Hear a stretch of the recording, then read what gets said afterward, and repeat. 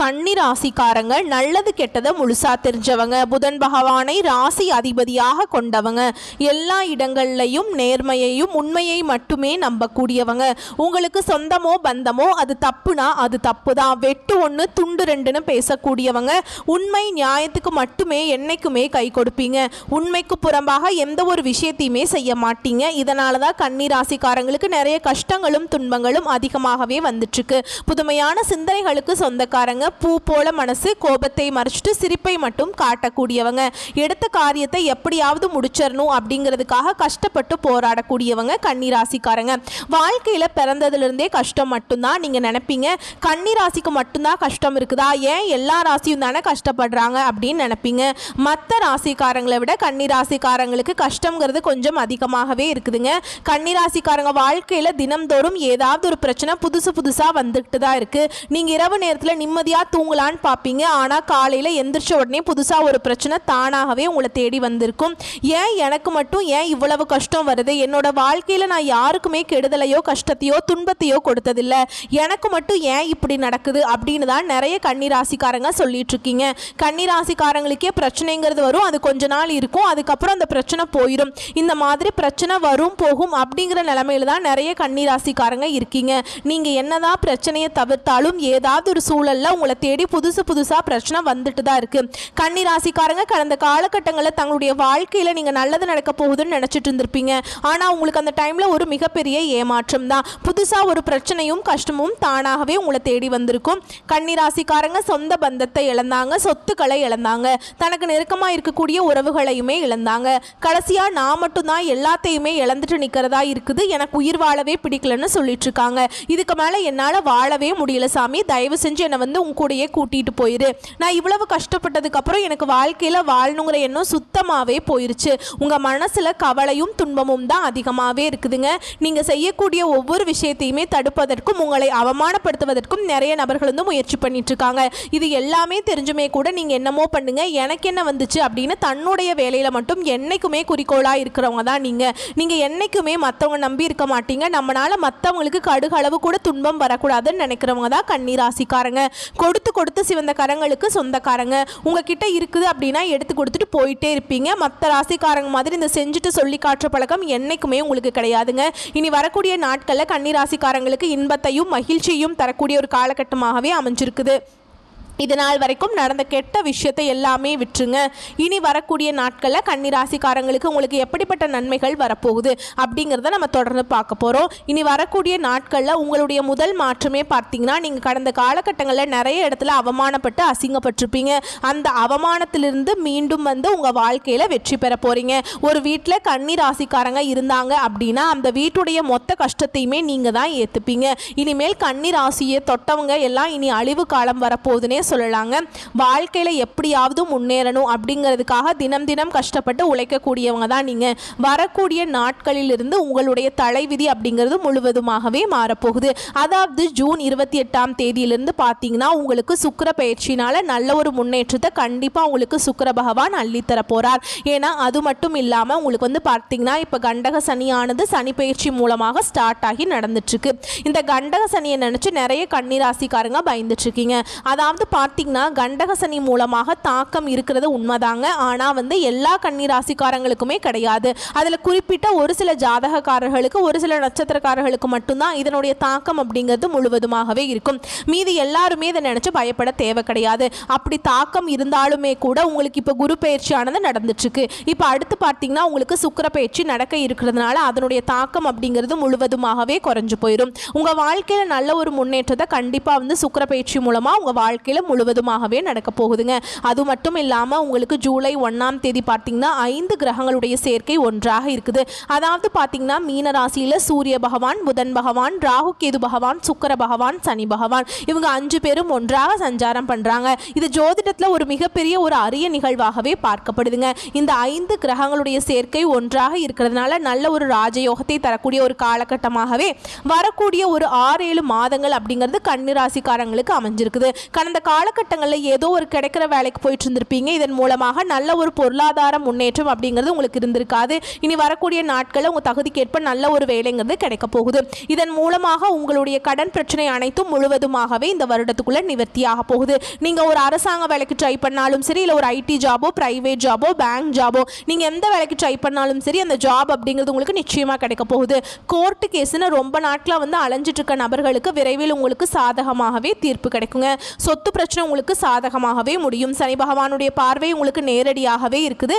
இதன் மூலம் வருமானம் அப்படிங்கிறது பல வழிகளில் வருங்க. தொழிலில் லாபம் சற்று அதிகமாகவே கிடைக்கும். அரசியல்வாதிகளை பொறுத்த வரைக்கும் புதிய பொறுப்புகள், புதிய பதவிகள் எல்லாமே தானாகவே உங்களை வந்து சேரும். ராகுவால உங்களுடைய செல்வாக்கு உயரும், உடல் ஆரோக்கியம் மேம்படும், சங்கடங்கள் நீங்கும். மறைமுகமாக உங்கள் தொழில் வாழ்க்கையிலும் சரி, இல்லற வாழ்க்கையிலும் சரி, நிறைய நபர்கள் வந்து ஏதாவது ஒரு தொல்லை கொடுத்துருப்பாங்க. இனி அவர்களுடைய தொந்தரவுங்கிறது முழுவதுமாகவே இருக்காது. இந்த கேது பகவான் மட்டும் கணவனும் மனைவிக்குள்ள ஒரு சின்ன சின்ன பிரச்சனையை, சண்டை சச்சரவை மட்டும் லைட்டாக கொண்டு வந்து விடுவார். அதன் மூலமாக பெரியதாக தாக்கம் அப்படிங்கிறது இருக்காதுங்க. கேது பகவான் மூலமாக யாரும் பெரியதாக வந்து பயப்பட தேவை கிடையாது. கடந்த காலகட்டங்களில் கன்னிராசிக்காரங்க நீங்களும் ஒரு கம்பெனியில் இரவு பகல் பார்க்காம உழைச்சிட்டு இருந்திருப்பீங்க. உங்களுடைய சொந்த கம்பெனியாக நினச்சி வேலை செஞ்சுருப்பீங்க. ஆனால் உங்களுக்கு சரியான ஒரு அங்கீகாரம் அப்படிங்கிறது இதுவரைக்குமே கிடைச்சிருக்காது. இனி வரக்கூடிய நாட்களில் உங்களுக்கு சம்பள உயர்வு, பதவி உயர்வு, உங்களுக்கு மேலே இருக்கக்கூடிய அதிகாரியுடைய ஆதரவு முதற்கொண்டு உங்களுக்கு கிடைக்க போகுது. இனி தொழிலில் நல்ல ஒரு வளர்ச்சி அப்படிங்கிறது நிச்சயமாக ஏற்படும். உங்கள் வார்த்தைக்கு மதிப்பு மரியாதை கிடைக்கும். அந்த சில எதிர்பார்த்த உயர்வுக்கு போக போகிறீங்க. இனி நினச்சது எல்லாமே நடக்கும். தொழிலில் வியாபாரத்தில் இருந்த தடைகள் அனைத்தும் விலகும். லாபம் அதிகமாக கிடைக்கும். முன்னேற்றம் உண்டாகும். வரவேண்டிய பணம் விரைவில் கைக்கு வந்து சேரும். குடும்பத்தில் நெருக்கடிகள் விலகும். செல்வாக்கு அந்தஸ்து உயரும். வெளிநாட்டு முயற்சிகள் வெற்றியை தரும். தெய்வ சிந்தனை அதிகமாகும். பெரியோர்களுடைய உதவிகள் கிடைக்கும். உறவுகளில் இருந்த சண்டை சச்சரவு முழுவதுமாகவே விலகும். புதிய நண்பர்கள் உங்களுக்கு உதவி செய்வாங்க. தொழிலில் ஏற்பட்ட நெருக்கடிகள் நீங்கும். முடங்கி கிடந்த நிறுவனங்கள் மீண்டும் இயங்குங்க. வியாபாரத்தில் எதிர்பார்த்த லாபம் கிடைக்கும். புதிய தொழில் தொடங்கக்கூடிய முயற்சிகள் கண்டிப்பாக உங்களுக்கு வெற்றியை தரும். தொழிலில் இருந்த தடைகள் விலகுவது மட்டும் இல்லாமல் சிலர் வந்து புதிதாக தொழில் தொடங்குவீங்க. உற்பத்தியில் இருந்த தடைகள் நீங்கி தொழிலை விரிவு செய்வீங்க. வரக்கூடிய நாட்களில் விற்பனை அதிகமாகும். ஏற்றுமதி இறக்குமதி தொழிலில் நல்ல லாபம் கிடைக்கும். நீங்கள் செய்யக்கூடியது சின்ன தொழிலோ பெரிய தொழிலோ நல்ல ஒரு வளர்ச்சி அப்படிங்கிறது நிச்சயமாக உங்களுக்கு ஏற்படும். கடந்த காலகட்டங்களில் கன்னிராசிக்காரங்களுக்கு திருமண நிலை அப்படிங்கிறது நிறைய பிரச்சனையும் சிக்கலையும் அதிகமாக சந்திச்சிருப்பீங்க. குறிப்பாக இதில் பெண்களுக்கு ஏதாவது ஒரு வகையில் திருமணம் அப்படிங்கிறது அடைஞ்சிருது.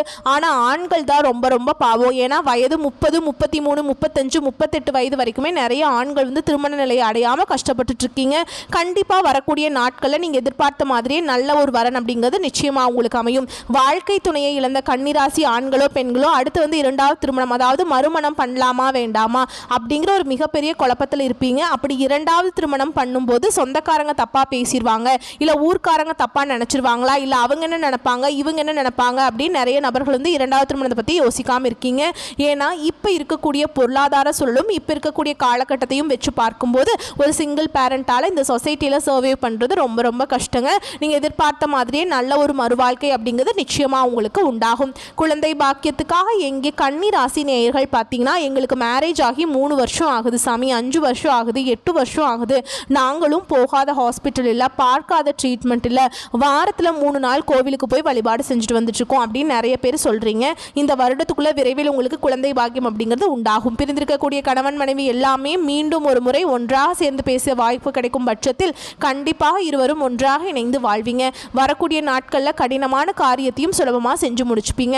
உங்கள் எளிமையான பேச்சு திறமையால் நீங்கள் அனைவரையுமே கவர்ந்திருப்பீங்க. சமூகத்தில் உங்கள் பெயருக்கும் புகழுக்கும் படிப்படியாக முன்னேற்றம் வரப்போகுது. சிலருக்கு படிப்பதற்காகவும் வேலை விஷயமாகவும் தொழில் விஷயமாகவும் வெளியூர் வெளிநாடு போகக்கூடிய வாய்ப்புகள் எல்லாமே கிடைக்க போகுதுங்க. உங்கள் குடும்பத்தில் கடந்த காலகட்டங்களில் எந்த ஒரு சுப நிகழ்ச்சியுமே நடந்திருக்காது. இதை நினச்சி வீட்டில் இருக்கக்கூடிய பெரியவங்க எல்லாமே ரொம்பவே வருத்தப்பட்டிருப்பாங்க.